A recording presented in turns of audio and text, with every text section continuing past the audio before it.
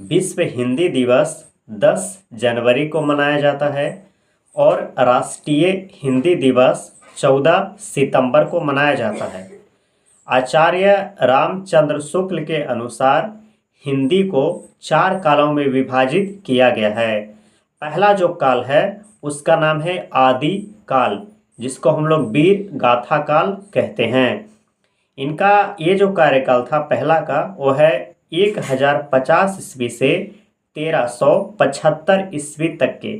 यानी कहने का मतलब है कि आदिकाल या वीर गाथा काल का जो कार्यकाल है वो है 1050 ईस्वी से 1375 ईस्वी तक।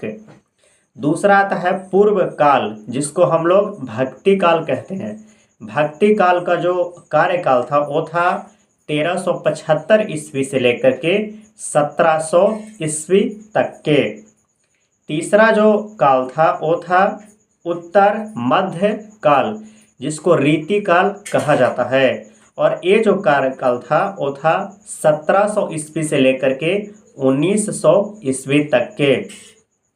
चौथा जो कार्यकाल था ये था आधुनिक काल, जिसको हम लोग गद्य काल कहते हैं। और इसका जो कार्यकाल था वो था 1900 ईस्वी से लेकर के 1984 ईस्वी तक के।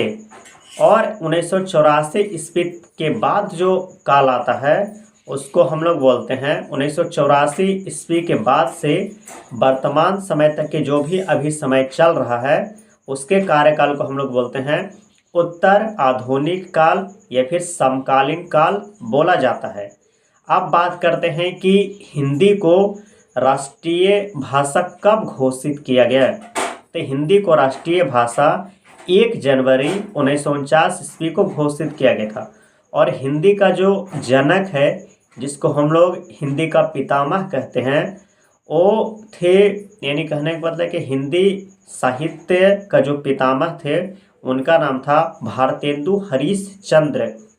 यानी कहने का सीधा सा मतलब है कि हिंदी का जनक कौन था, तो हिंदी का जनक थे भारतेंदु हरीशचंद्र, जिनका जन्म वाराणसी में हुआ था।